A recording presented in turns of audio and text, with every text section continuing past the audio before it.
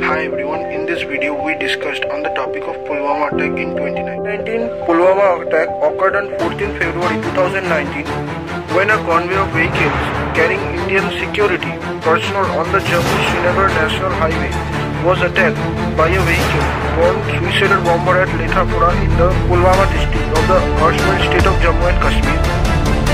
The attack killed 14 Indian personnel as well as the perpetrator was a local Kashmiri youth from the Pulwama district. The responsibility for the attack was claimed by the Pakistan-based Islamist terrorist group Jaish-e-Mohammed.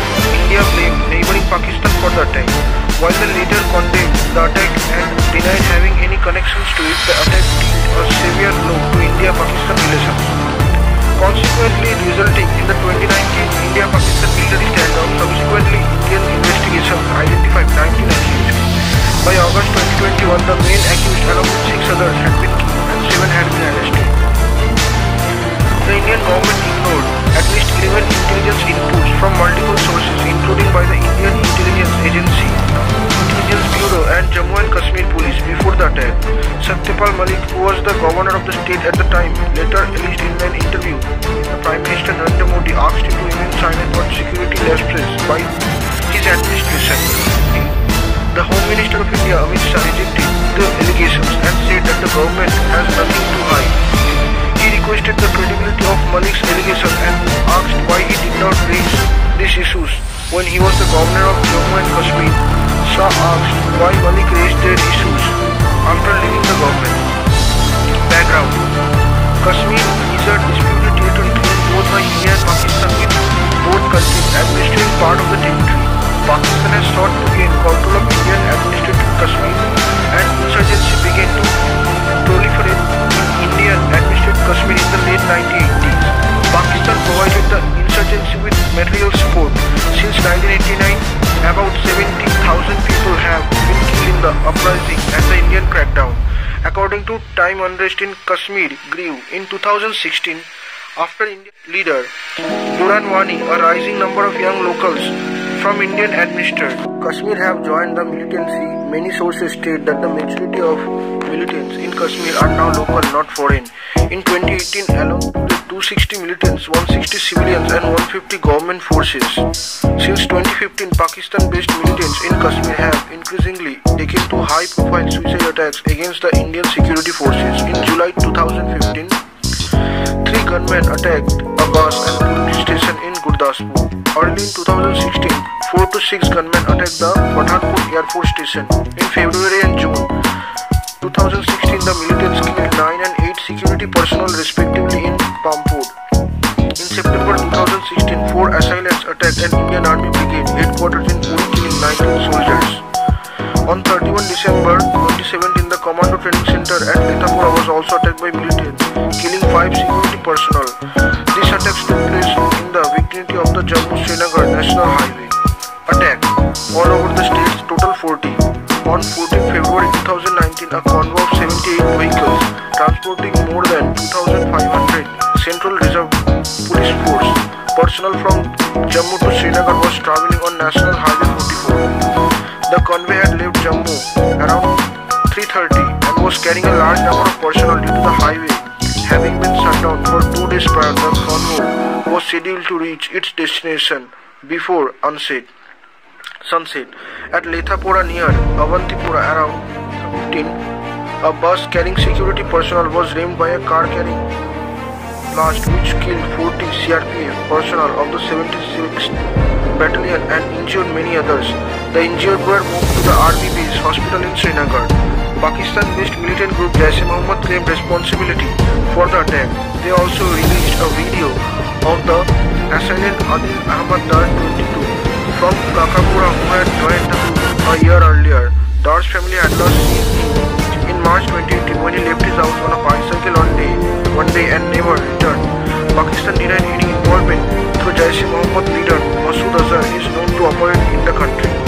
It was the deadliest terror attack on Indian state security personnel in Kashmir since 1989. The perpetrator was identified as Adil Ahmad Dar, a 22-year-old from Kakapura. According to Dar's parents, Dar became radicalized after he was beaten by Indian police. Between September 2016 and March 2018, Azindar was reportedly arrested 6 times by Indian authorities. However, each time he was released without any charges. Ignoring intelligence inputs, central government had received at least 50 intelligence inputs, including from the Intelligence Bureau and Kashmir Police days before the attack. 2 days before the attack, Jaish-e-Mohammed uploaded a video of a suicide attack in Afghanistan and hinted at launching a similar attack in Kashmir. The Home Ministry refused to provide CRPF aircraft on the day of the attack and instead let the convoy take the road route, including intelligence inputs. Investigation. The NIA dispatched a 12-member team to probe the attack, working with the Jammu and Kashmir Police. Initial investigation suggested the car was carrying more than 300 kilograms, 660 lb of explosives, including 80 kilograms of RDX, a high explosive, and ammonium nitrate. Late Gen Huda said that the explosives might have been stolen from a construction site. He initially said that it was not possible that they were smuggled from across the border, but later said that he could not rule it out. NIA was able to establish and confirm the identity of suicide bomber as DNA samples from Maker fragments of the car used in a suicide attack matched with Adil Ahmed Dar's father. However, even after a year of investigation, NIA was unable to trace the source of explosives. The charge sheet filed by the NIA in August 2020 named 19 accused. Aftermath. State funerals of security personnel killed in the attack were held in their respective native places. The government of Punjab announced ex gratia compensation of 12 lakh, $15,000 each to the families of the key security personnel from the state and the government job to the next of kin. India revoked Pakistan's most favored nation status. The customs duty on all India were raised to 200%. The government of India urged the Financial Action Task Force to put Pakistan on the blacklist. The FATF decided to keep it on the grey list and gave Pakistan time till October 2019 to comply with the 27 conditions it had laid down in June 2018 when it was put on the grey list with an attending caveat. If Pakistan failed to comply, it would be added to the blacklist. On 17 February, the state administration revoked security provisions for separatist leaders. Protest guns and candlelight marches were held across India. There were violent protests in Jammu, resulting in a curfew being imposed starting 14 February. The Indian community in the United Kingdom held protest outside the Pakistan High Commission in London. A delegation of Indian doctors cancelled their visit to Pakistan for the 13th Association of Anesthesiologists Congress, organized by the South Asian Association for Regional Corporation. In Lahore, on 7 March, Indian broadcaster TS Sports said it would no longer broadcast Pakistan's Super League cricket matches. The All Indian Sign Workers Association announced a ban on Pakistani actors and artists in the Indian film industry and stated the strong action would be taken on any organization violating it. The Indian Film and Television Directors Association also announced a ban on Pakistani artists in film and music produced in India. The president threatened to vandalize the sets of any Indian film production with Pakistani. On 20 February 2019, Pakistani prisoner Sakarullah, who was serving a life term in India's Jaipur Central Jail under Unlawful Activities Prevention Act, was stabbed and beaten to death by 4 other inmates. India claimed that Sakarullah was allegedly killed in a brawl among the inmates over television volume. Pakistani claimed that he was killed in a retaliation of the Pulwama incident. Gunfight with the militants. Following intelligence inputs in the early morning hours of 18 February, a joint team comprising 55 Rashtriya Rifles, CRPF and Special Operations Group of India killed 2 terrorists and 2 supporters in an anti-terrorism encounter operation in the ensuing manhunt for the perpetrators in Pulwama. One of them, Abdul Rashid Ghazi alias Kamran, was identified as a Pakistani national and was considered the mastermind of the attack and commander of the terrorist group Jaish-e-Mohammed. In addition, local JM recruit Hilal Ahmed along with 2 sympathizers who housed Ghazi and Ahmed to evade capture were also shot dead in the encounter. 4 security personnel were killed in the gunfight. Anti-Kashmiri backlash. Kashmiri students living in other parts of India faced a backlash after the attack, including violence and harassment and eviction from their homes. In response, many Indians offered to house Kashmiris who may have been evicted.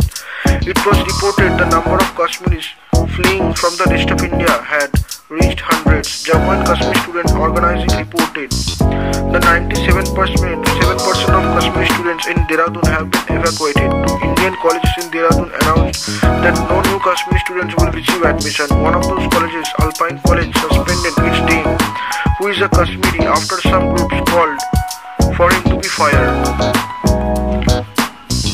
Tathagata Roy, the governor of the Indian state Meghalaya, tweeted supported for a boycott of everything Kashmiri. Union Master Ravi Shankar Prasad disagreed with this view. A Kashmiri merchant was beaten in Kolkata. The attack was condemned by the West Bengal Chief Minister.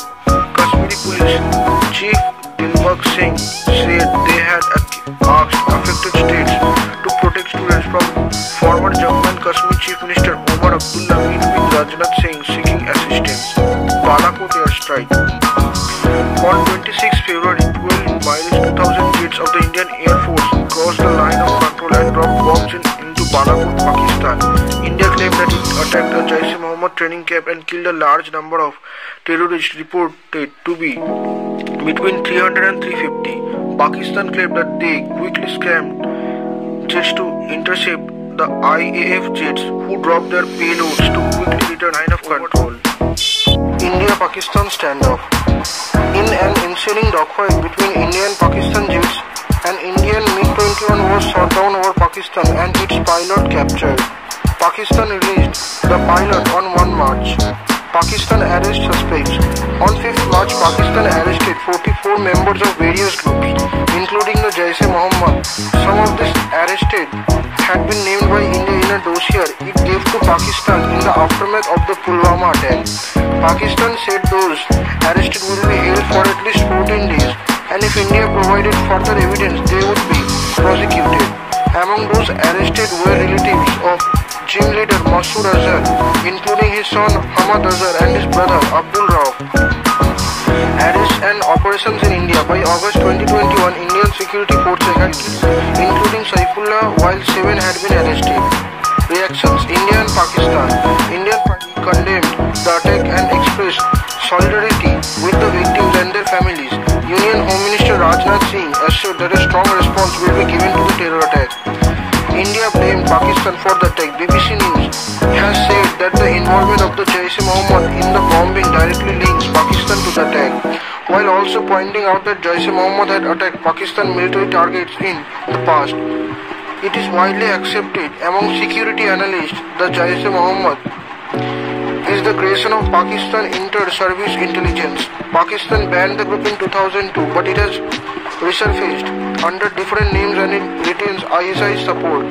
The New York Times questioned the nature of the link to Pakistan, pointing out that the bomber came from Indian-administered Kashmir and the explosive may also have been locally procured.